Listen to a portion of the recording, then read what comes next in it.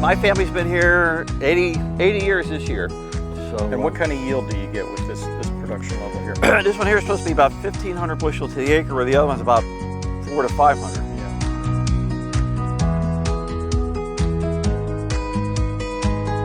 All right, so this is the one. This one had a dent in it here. So this is the next variety of corn. It's young, so we got about another week to go. But that is not pollinated.